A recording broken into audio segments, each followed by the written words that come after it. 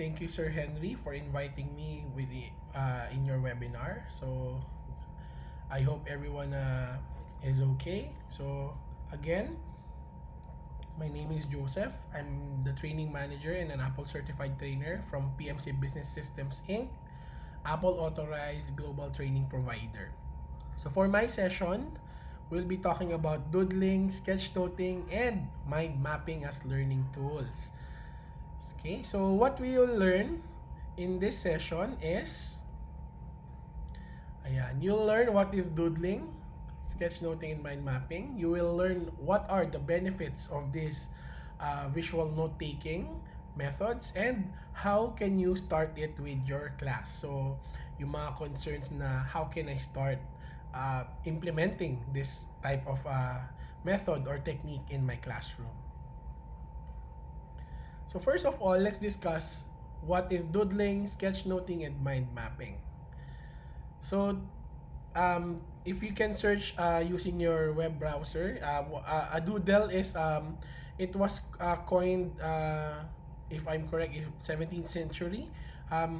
Doodle is defined as a fool, and then gradually changed. Doodling is like doing nothing or not paying attention.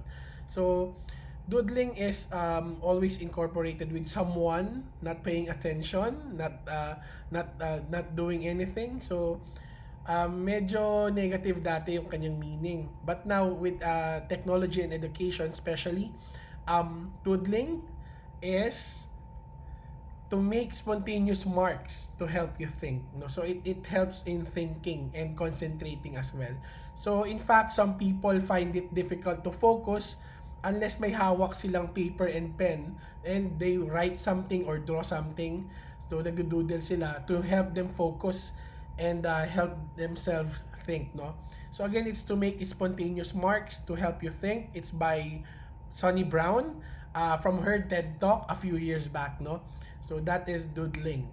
Next is sketchnoting. Sketchnoting is a purposeful doodling while listening, reading, or watching something. It's also called visual note-taking.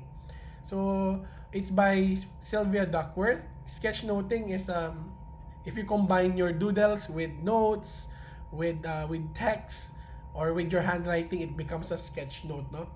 And lastly, mind mapping. So a mind map is, ayan. A mind map is a diagram used to visually organize information. So to sum it all up, in this session, I will call this three as,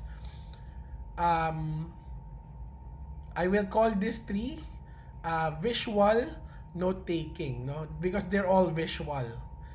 Ayan. Yeah. Visual note-taking. Ayan. So, what are the benefits of visual note-taking? Ito po siya. Ayan.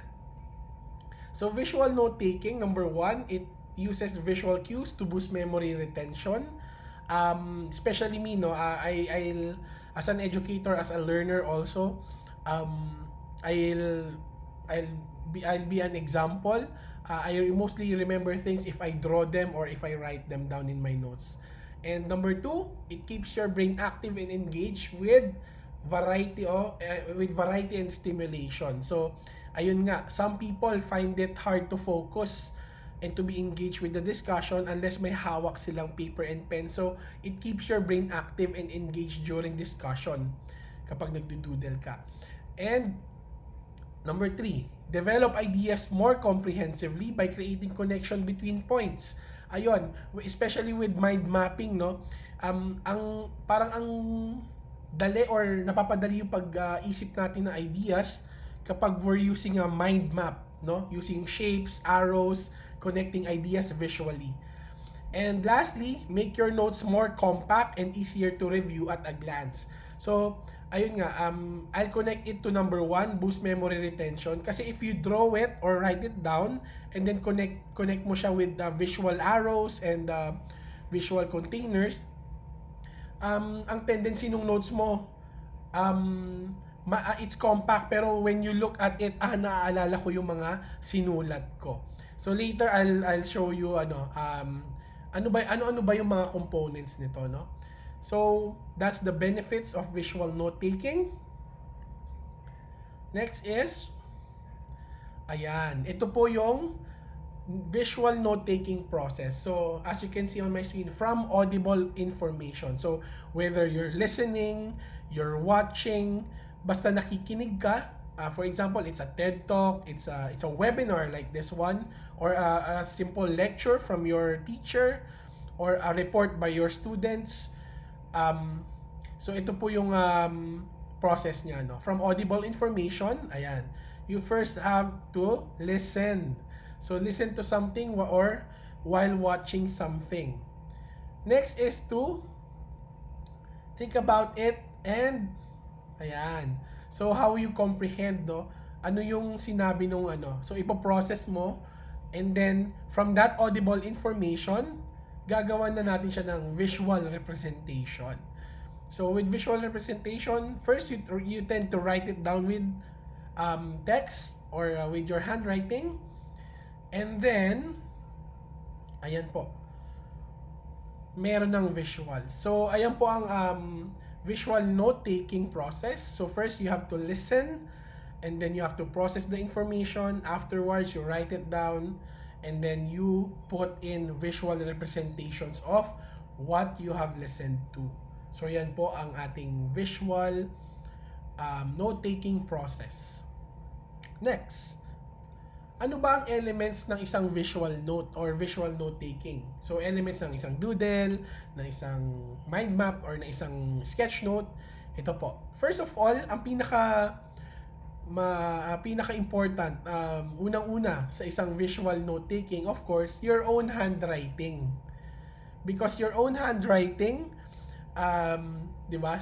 So, sinusulat mo pa rin. Hindi mawawala si text or yung handwriting mo when it comes to visual note-taking.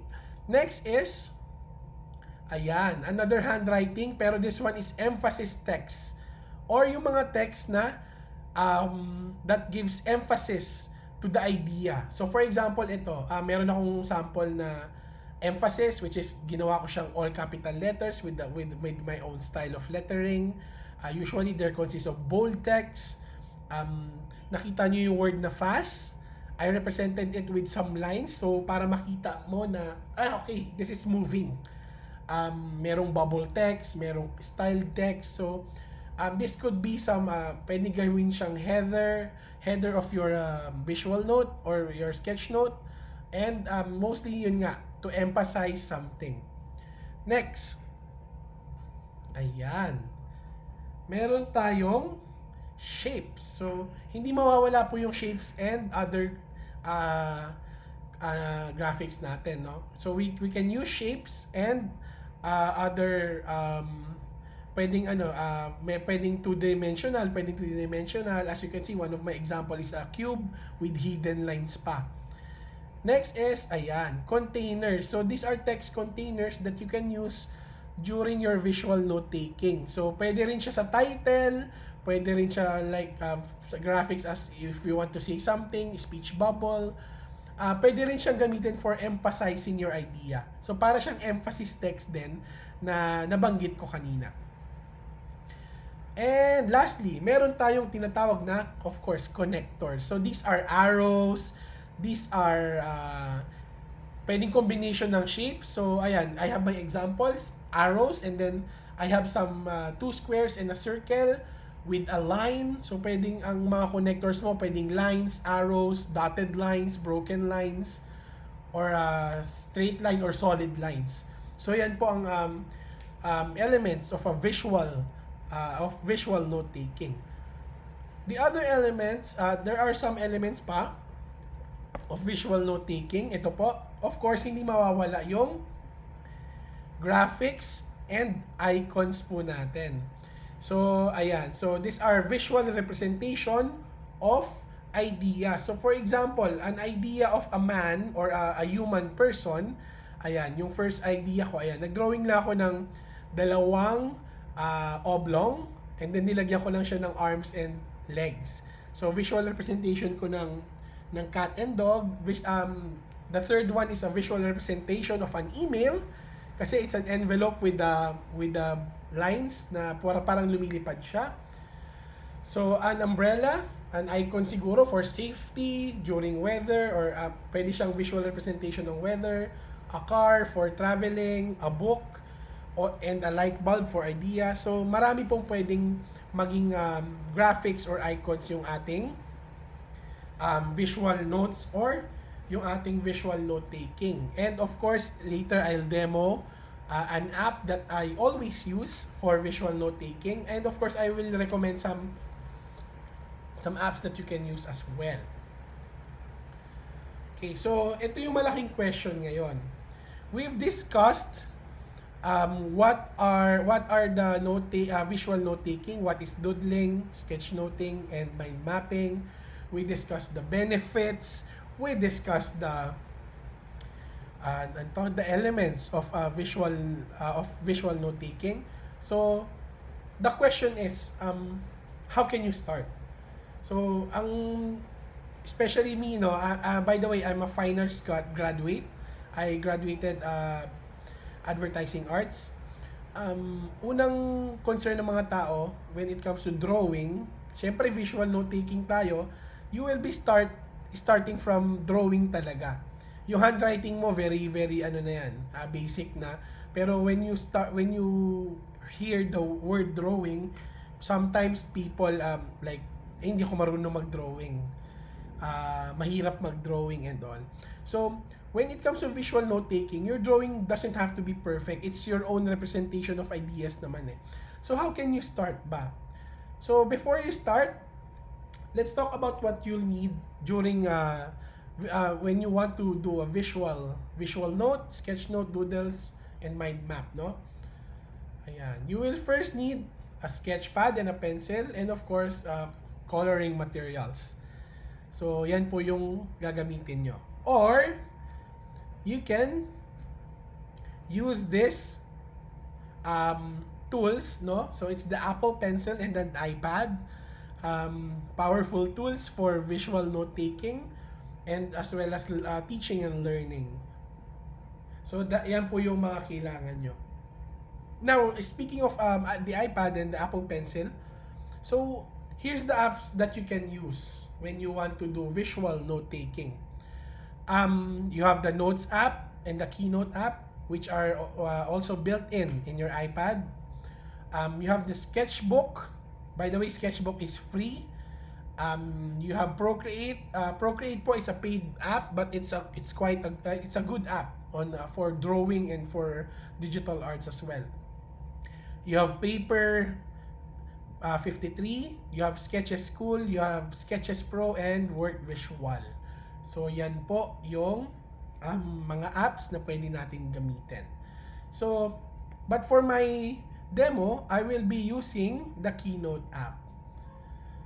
So, why do I want to bakit ko ba laging ginagamit si Keynote app? Kasi bukod sa pwede akong mag-drawing, I can add siguro audio, I can add voiceovers, and I can also add animations to my drawings para mas engaging siya for my students and my participants during my sessions, no? So I'll do a quick demo of sketchnoting with Keynote or visual note taking with Keynote. Ayan.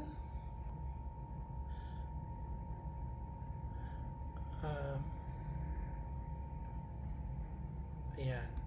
So I have here my iPad screen. So I'll open Keynote.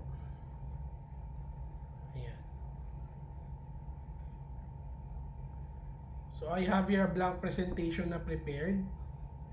So let me just siguro create na lang ako ng bago. Ayan. Basic white. So I'll use a blank presentation for this one.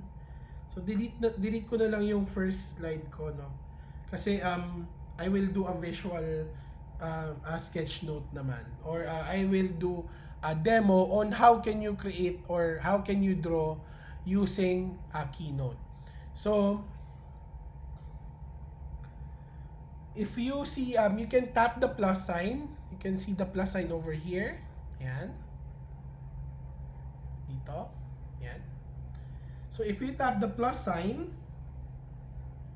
meron kayong makikita, ayan, drawing. So if you tap on drawing, you will be given with tools, no, using Keynote. So you have first the pen, you have the, yan, yung pen, you have the pencil, you have the Crayola or crayon, you have the color, or this usually as ano, to color the area, or parang paint bucket.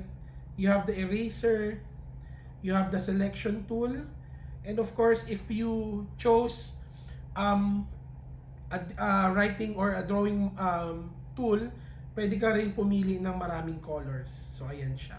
And you can customize your colors. Ayan, ito yung mga preset na colors. But if you want to customize your color, you have to swipe to the left para makita yung customization, yung color wheel, no. But I'm good with with these colors na. Actually it's quite a good palette. Marami na siyang colors to choose from. So to add a drawing, siguro I'll use the pen na lang. Ayan, you can control the opacity of your writing tool or your drawing tool. Ayan. And then you can choose the thickness of your line. So I'm using this one. Siguro ito na lang, yung middle. And then almost all tools pareho siya. Merong opacity, merong thickness. So I'll start with this pen tool. So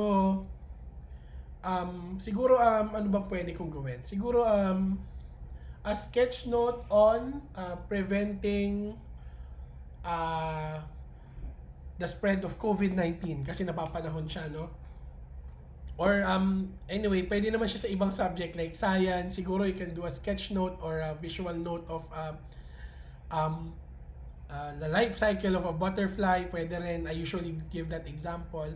Or siguro I can draw na lang so you can see how the tools are being used, no? And then later I'll show you an example of a sketch note or a visual note that is created by using Keynote, and then and nilagyan ko siya ng animation and a background music lang.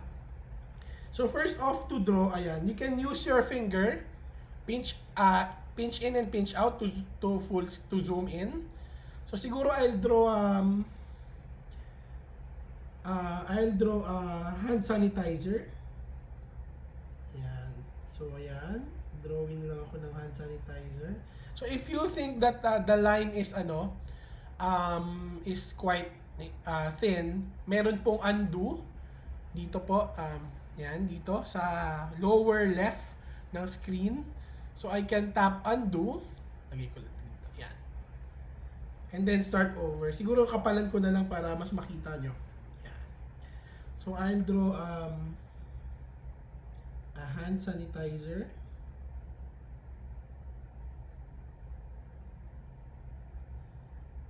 Yan. Or this is an alcohol container.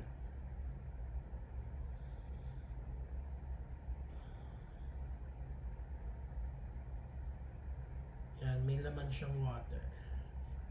Or may laman siyang alcohol. And then what can I do is write down always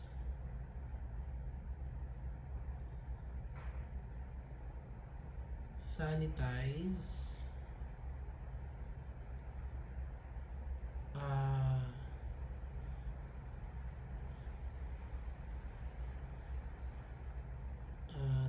surfaces.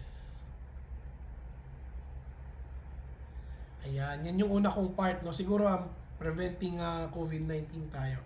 And then paano ko siya kukulayan? I usually use this tool here. Kasi para siyang paint bucket tool. So I'll change the color. Gawin ko siyang parang siguro green na lang yung top. And then pwede ko siyang i-tap lang. I can just tap. Ayan, no, nakukulayan ko na siya. I'm just tapping. Or pwede mo rin siyang i-trace. So i-trace ko tong shape. Nakikita nyo naman, no, nati-trace ko siya. Ayan. So yung part na tinrace ko, magkakaroon siya ng color. 'di ba? So, I'll just continue my drawing. So, siguro yung liquid sa loob or yung alcohol, gawin ko siyang blue. Ayan. So, always sanitize surfaces. So, once I'm done with my drawing, pwede ko siya i-tap done. And it will become an object na in Keynote. So, pwede ko siyang i-resize. Ayan. Resize ako. And then, siguro add pa ako na isang drawing. So, again, how do you add a drawing? Tap mo yung plus sign, drawing, and then start ako with panibago, no? So, aside from, always sanitizing, always wear a face mask. So, I'll draw a person. Siguro yan, nakaganyan lang. Tapos, yan. Tapos siguro lagyan ko lang siya ng ganito. And then ears. Ayan. So if you commit a mistake, pwede naman kayo magbura. So using the eraser, ayan, pwede ko i-erase yung part na hindi ko kailangan. So I'll just continue. So for example, this is a mask na, ayan, surgical mask. Tapos lagayan ko siya ng line. Yan. So, kulayan ko rin siya. So, for example, the person is, what I'm using, I'm going to use this. Yan, medyo darker. So, again, pwede ko siyang i-trace, pwede ko siyang kulayan ng buo. So, iti-trace ko na lang yung person na yun. Yung part na gusto kong kulayan. Ayan. Tapos, yung face mask, siguro, kulayan na rin natin ng light blue din yon, di ba, yung nasa labas, or light green something. So I'll use light blue na lang. Ayan. Then magsusulat ako, always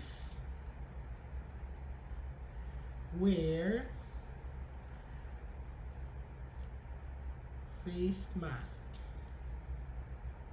And then tap ko ulit yung done, it will become an object. Oops, ayan. As you can see, naging isang drawing lang siya. Usually, it happens kapag nag-drawing kayo na malapit, no? Pero okay lang yon. What you can do is tap on that drawing, edit. Ayan. Ayan. So, I purposefully did that para ma-demo ko yung selection tool. So, ito po yung selection tool. Since naging isang drawing siya kasi magkalapit ko sila din drawing, even if I tap the plus sign to add a new drawing, naging isang object lang sila. I'll use this selection tool. Ayan, select ko siya. And then separate. Ayan, ngayon magkahiwalay na object na sila. Siguro last na drawing pa, just to show you na pagka medyo malayo ko siya din drawing, it will be separate from that drawing. So add ako another drawing. Yan, dito naman, layuan natin siya. So, another thing to siguro ganito na lang. Drawing ako ng kamay.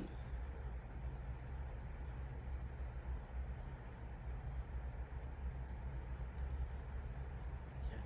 Or ayusin na yun. Yung kamay.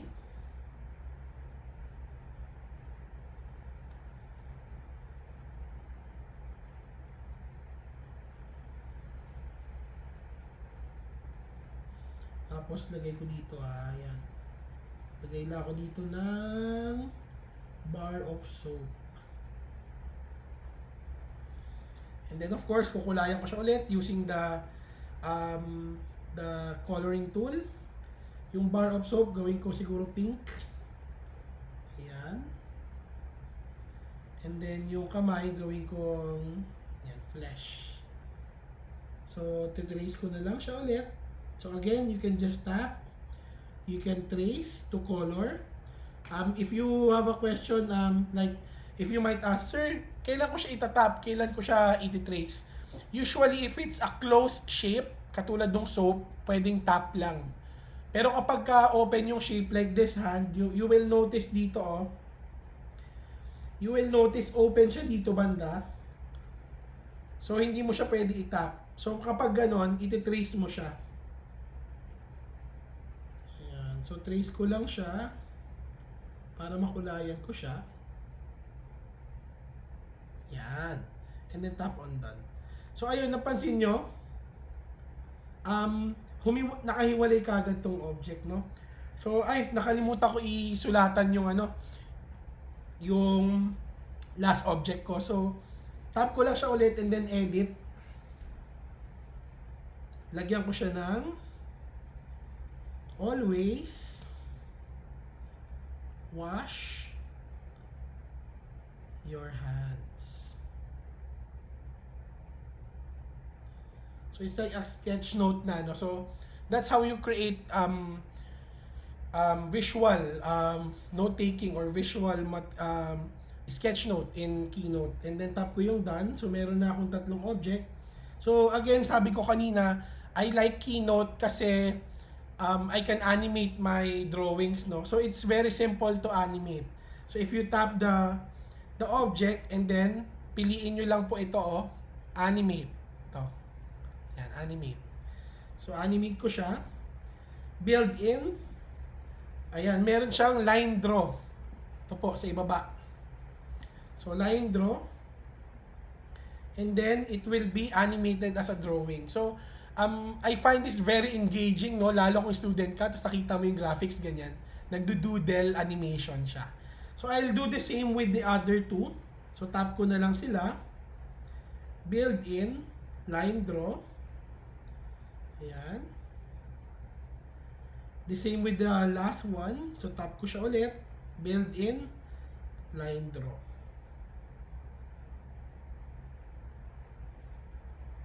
Ayan. So, I'm done. So, kapag pinasend ko to, or during, for example, during my classroom discussion, itong mga visual notes na to, pwede ko siya gamitin for presentation, no? So, for example, I'm discussing how do you prevent the spread of COVID-19. So, pwede ko siyang i-discuss in a way na ganito. So, yan. So, if I tap on play here at the top right, so play ko yung slide ko, ito na po siya. So, these are the sketch note or the visual notes, drawings na ginawa ko sa Keynote and then with added animation and syempre kinulayan ko rin. So, it will animate the way that you draw these objects. Ayan po. So always sanitize surfaces. Always wear face mask. And ayan po. Always wash your hands. Okay, so that's my quick demo on Keynote. How do you use Keynote using sketch notes. And then let me just go back to my presentation. So again, the question ko kanina is, Sir Joseph, mabilis mo lang ginawa kasi magaling ka mag-drawing eh. So let me go back to the yung sinasabi ko kanina, no? Na what I stated earlier na, Sir Joseph, magaling ka naman mag-drawing eh. So laging sabi ng ibang, especially my co-trainers na ay, hindi ako magaling mag-drawing, hindi ako marunong mag-drawing. Here sa akin, no, this is based on my own opinion and then my experience as well. When you say to yourself or when you say na hindi ka marunong mag-drawing, ito, sa akin kasi, as long as you can draw a line, you can draw. So, nagturo ako ng drawing dati with kids. So, syempre, narinig ko sila na, teacher, di ako marunong mag-drawing eh. Sabi ko, draw a line. Sabi nila, ha? Draw a line first. So, nagpa-drawing ako ng line. Tapos sabi ko, oh, what did you do? We drew a line. So, marunong ka mag-drawing. So, with drawing, ayan. Ito lang po. Dito na po tayo sa how can you start or how can you practice with visual note-taking. Kasi aminin na natin, this is based on experience ulit. Hindi madaling i-implement yung visual note-taking, sketchnoting or ano. Siguro mind mapping mas madali kasi it's shapes and lines. Pero when it comes to sketch notes and doodling, you need practice. So, here are some examples, no? You may start with shapes when it comes to um, visual note taking or to start your doodling, no? So start with shapes. Ayan. By the way, these shapes or this slide was created using Keynote, no? Dinrawing ko rin sila for you to see na ayun, madali lang naman mag-drawing when you start with the basics. So, I have 3 shapes here. So, the challenge is, anong object ang pwede kong gawin or pwede kong i-draw using them na pwede kong magamit sa sketchbook o sa sketchnote ko or sa doodling ko. So, first with the rectangle, pwede siya maging bus. So, it's an idea of transportation. It's an idea, pag nakakita ko ng yellow bus, naisip ko school agad. At transportation papuntang school. No? Or, pwede siyang maging chocolate bar. Ayan po. So, mahilig po kasi ako sa chocolate eh. So, ayan. So, it can be food as well. No? So, as long as you know something na doesn't need naman na talagang kamukhang-kamukha ng chocolate. It's your visual idea, visual representation ng isang chocolate or ng isang vehicle or a bus. So, next is a circle. Ano bang pwede? I'm sure baka naisip ito ng ibang viewers natin sa webinar, no? It can be a balloon. So, it can represent going up. If you watch the movie Up, 'di ba? Gumamit ng balloon yung matanda doon para paliparin yung bahay niya. So, it can visually represent growth siguro or progress kasi paakyat ka eh. Or it can be again, since mahilig ako sa food, it can be food. So, baka may mag-guess dyan na orange, cherry, or ito yung una siguro maisip nyo. It can be pizza. Ayan po. So, it can be actually it can be anything. It can be bubble gum or anything. Next shape is triangle. So, ano ba pwede sa triangle? Maisip niyan usually house, no? Pero ako, nung unang nakita ko yung triangle, ang una ko naisip i-drawing ay mountain. So, it's a visual representation of a mountain or pwede siyang visual representation ng goal. So, it's the mountain peak. Pwede siyang goal, no? Like, andun yung target nyo. For example, the target is to increase the grades or for example, in our company, increase the sales. Parang ganun. So, it can be represented as growth, no? Or it can be ayan. Ito, I played around lang with this. It can be an Indian tent, no? Or a house, or yun nga. It can represent something na for you to stay in. So, yun po. You can start with shapes. Sir, may question ako. Alam mo naman na kasi i-drawing siguro, since nagdo-drawing kayong nakapag-drawing ka na ng bus dati, ng pizza, or ng mountain. How can you practice more?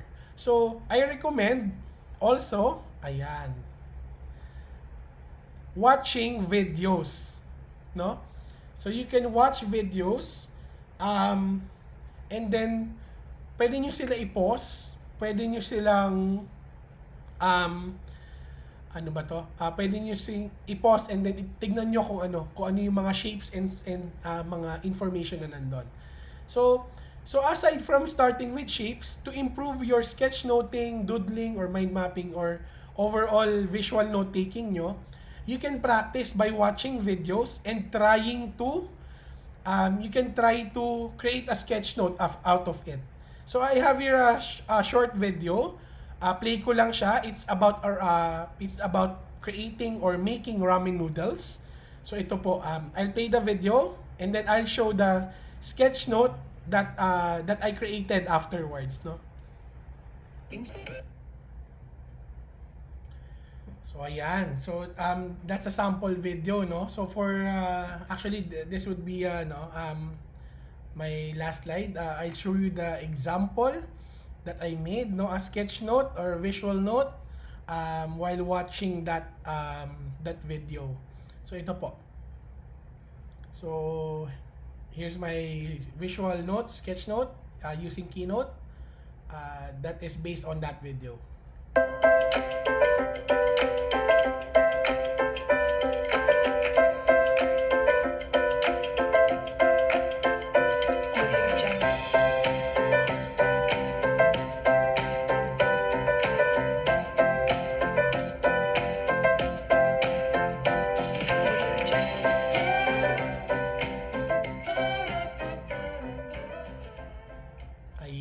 Ayan. So, yan po yung aking nagawang sketch note or visual note using the based on watching that video, no? So, yan po. Kung napapansin nyo, I used emphasis text.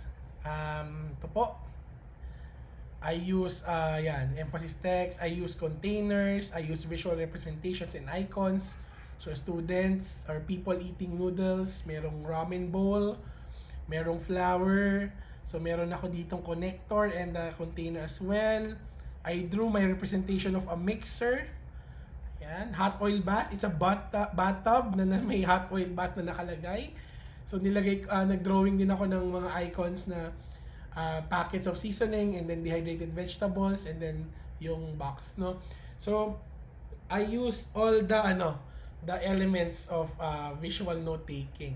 So that ends my session. Thank you very much for listening. I hope you learned and enjoyed my session. You learned from my session, no? Thank you very much, and you can contact me through email. So here's my email. It's joseph.regla@powermaxcenter.com. If you have inquiries about training or if you have inquiries on how to improve your visual note taking. So that ends my session. Thank you very much.